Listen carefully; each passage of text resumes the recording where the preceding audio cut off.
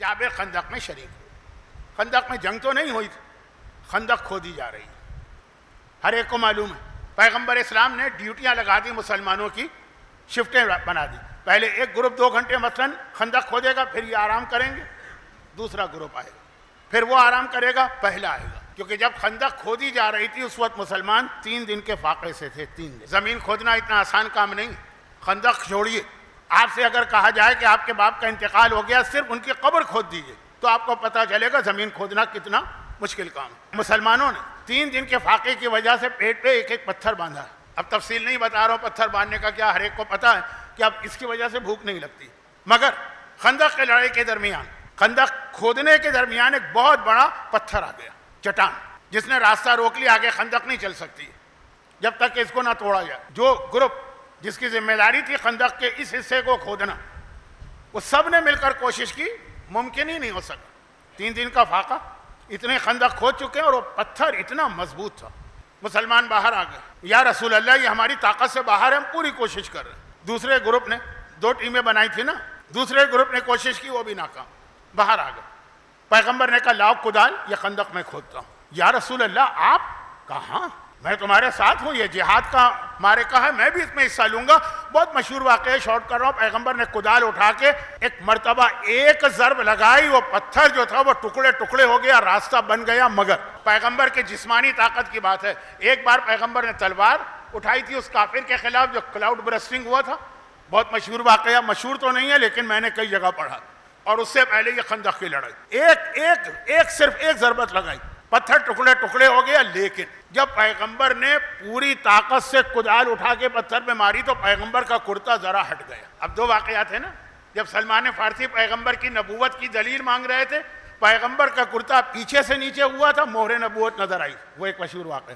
اور خندق کی لڑائی میں پیغمبر کا کرتا سامنے سے ہٹا. لوگوں نے دیکھا کہ اللہ کے رسول کے پیٹ پہ 2 پتھر بندھے ہوئے, ہم تو 1 پتھر باندھے ہوئے 3 دن کے فاقے سے, اللہ کے رسول نے 2 پتھر باندھے, یعنی ہمارے پاس تو 3 دن کا فاقہ, پیغمبر تو پتہ نہیں 6 دن کے فاقے سے کہ 9 دن کے فاقے سے. اور اس کے بعد یہ قوت, اس کے بعد یہ طاقت. لیکن اب مسلمان کیا کرے, غربت کا عالم تھا, گھر میں کھانے کو کسی کے نہیں, حالت دیکھی اور خاموش. جابر برداشت نہیں کر سکے. پھر عرض کروں جملہ, جابر مدینے کے پرانے باشندے, یہاں رہنے والے, وہ دوڑ کے اپنے گھر گئے اور بیوی سے پوچھا کہ بھائی گھر میں کچھ ہے کھانے کو, میں نے رسول اللہ کی ایسی حالت دیکھی ہے کہ مجھے برداشت نہیں ہو رہا.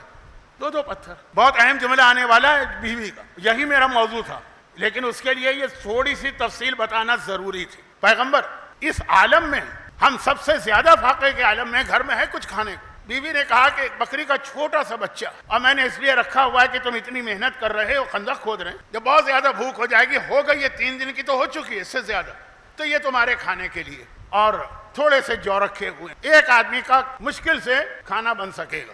دیکھیں اسلام شوہر بیوی کے رشتے کے حوالے سے بہت ساری باتیں کہتا. اب آج کل جو ٹیلی ویژن ہے, یہ ڈرامے ہیں, یہ ڈش ہے, یہ انٹینا ہے, یہ میڈیا, یہ کتنا اس چیز کو اچھالتا ہے کہ دیکھیے ہمارے یہاں عورت کو جو ہے وہ حقیر سمجھا جاتا ہے. پہلے سارے گھر والے کھانا کھا لیں, پھر بچا ہوا وہ کھاتی, جن کو پتہ ہی نہیں کہ شوہر بیوی کے درمیان محبت کیا ہوتی ہے, ایک دوسرے کے لیے قربانی کا جذبہ کیا ہوتا ہے, کس طرح خوشی کے ساتھ قربانی دی جاتی ہے. وہ عورتیں جو ہے نا ان کو یہ سمجھ میں. لیکن جابر کی بیوی نے کہا تمہارے لیے رکھا, تم اتنی محنت بھی کر رہے ہو, میدان خندق میں 1 آدمی کا کھانا.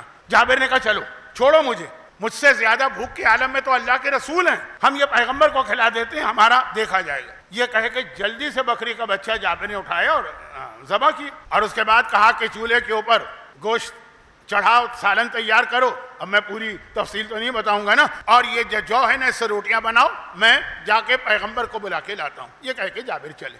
اب وہ سالن پک رہا گوشت, اب وہ عربوں کا سالن کوئی ہمارے آپ کی طرح سے وہ اسپائسی تو نہیں ہوتا ہے نا, سادہ پانی, اس میں گوشت, آپ گوشت کہہ لیجیے. اور ادھر جلدی سے اس بیوی نے جو پیسے چکی پہ, اور اس کے بعد جو پسے ہوئے جو سے آٹا, اس کا جو کا آٹا گوندا, اس کے بعد تندور روشن کیا اور اس میں روٹیاں لگانا شروع. ادھر جابر بھاگے پہنچ گئے خندق کے میدان. اچھا, میدان خندق بالکل مدینے سے ملا ہوا, مدینے ہی کا حصہ. چنانچہ جابر پہنچے, کہا یا رسول اللہ, اب دیکھا پیغمبر کے قریب تو کوئی نہیں, اس کو برا لگے گا, کوئی نہیں تھا, کیونکہ آدھی شفٹ خندق کھود رہی ہے, آدھی شفٹ آرام کر رہی ہے. کیا یا رسول اللہ, میرے گھر میں 1 آدمی کا کھانا, اور میں نے وہ آپ کے لیے تیار کروایا, مجھ سے آپ کی یہ بھوک برداشت نہیں ہو رہی ہے, آپ میرے ساتھ چلیں اور یہ کھانا جو ہے وہ آپ کے لیے تیار ہو رہا ہے. پیغمبر نے کہا جابر ایک کام کرو، اپنے گھر جاؤ، اب بیوی سے کہہ دو کہ جب تک کہ میں نہیں آؤں گا اس وقت تک وہ جو سالن کا برتن ہے نا، دیگچی، چھوٹا سا برتن، پتیلی، اسے چولہے سے اتارے نہیں، اور جو روٹی اس نے تندور میں لگانا شروع کی، اب روٹیاں پکتی جاتی ہیں، نکلتی جاتی ہیں، اب کتنی روٹیاں، ایک روٹی، جو کتنا تھا، مٹھی بھر کا، اسے نکالے نہیں، اسی تندور میں لگا رہے ہیں۔ یہ جابر سے کہا، پھر پیغمبر جابر کے ساتھ اپنے خیمے سے باہر آئے۔ اللہ آپ کو میدان خندق میں تو لے گیا، وہاں پہ آپ نے وہ جگہ بھی دیکھی ہے جہاں پیغمبر کا خیمہ تھا، اب تو مسجد بن گئی، خیمہ تھا۔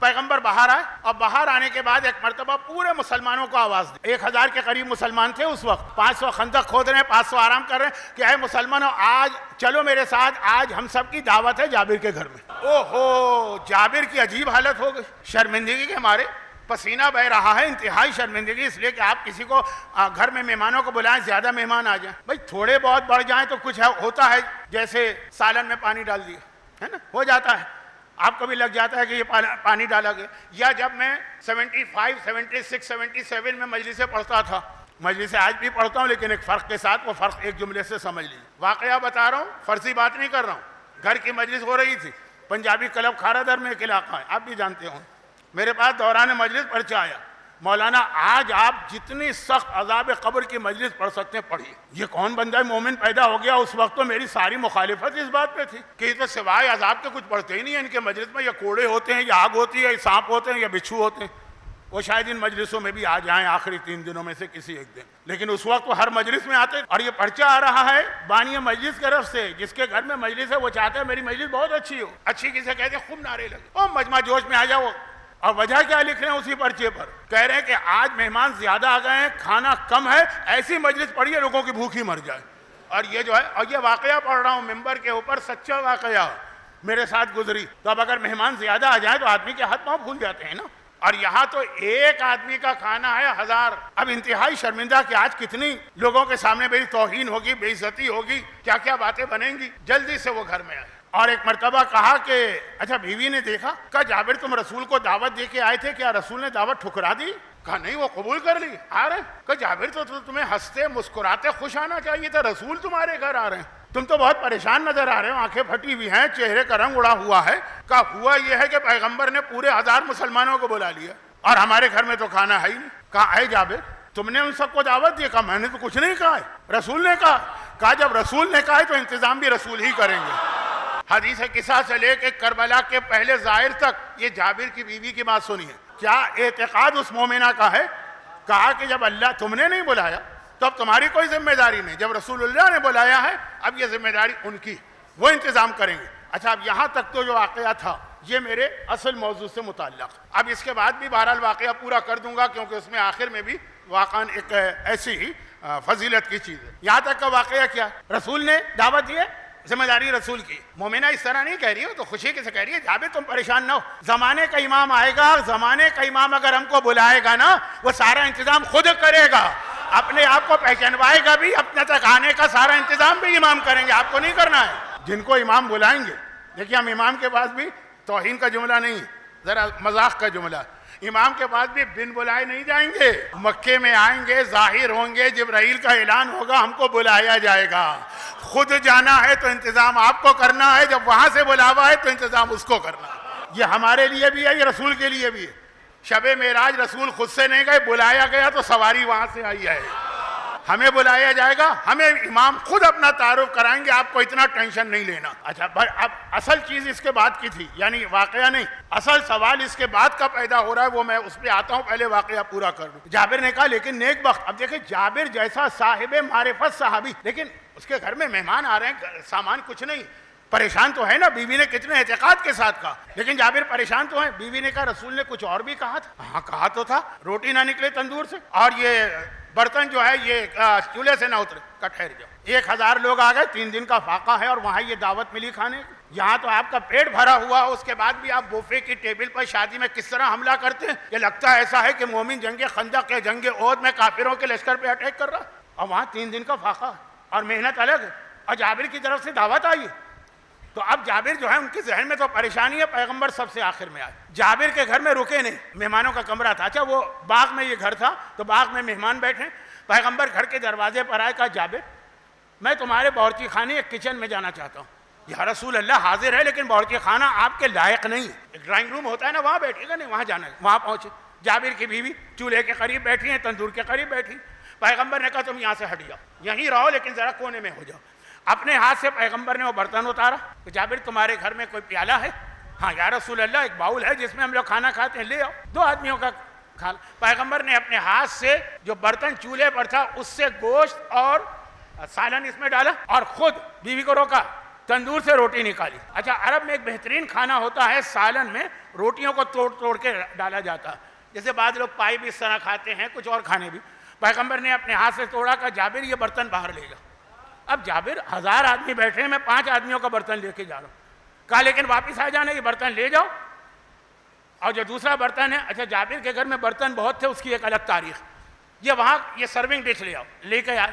پھر ایک مرتبہ پیغمبر نے سالن چھوٹے سے جو دیگچی جو چولہے پہ تھی وہاں سے ڈالا, تندور میں ہاتھ ڈالا, وہاں تو ایک ہی روٹی لگائی تھی بیوی نے, دوسری روٹی نکال لی. اب جابر اور جابر کی بیوی حیران ہے, دوسری روٹی کہاں؟ شاید ذہن میں رہا. ہوتا رہا کہ 5-5 10-10 آدمیوں کا کھانا جاتا رہا. پیغمبر تندور سے روٹیاں نکالتے رہے, وہ نکلتی رہیں. پیغمبر اس سالن کو, وہ جو برتن ہے سالن کا, اس سے سالن انڈیلتے رہے سرونگ ڈش میں, وہ سالن آتا رہا یہاں تک کہ پورے 1000 آدمیوں کا کھانا ہو گیا کافی. ابھی بھی سلسلہ رکا نہیں. پیغمبر نے کہا جابر اب یہ لوگ جو ہے نا, جب ان کے یہاں فاقہ ہے تو ان کے گھر میں بھی فاقہ ہوگا. ان کے گھر کی عورتیں ہیں, ان کے بچے ہیں, ان کے بزرگ ہیں, والدین, یہ کھانا لے کے جاؤ. ایک مرتبہ یہ کھانا مدینے جا رہا, 3000 کی آبادی تھی مدینے کی, ان سب کے پاس کھانا گیا. آخر میں پیغمبر نے کہا جابر تم اور تمہاری بیوی بیٹھ جائیں.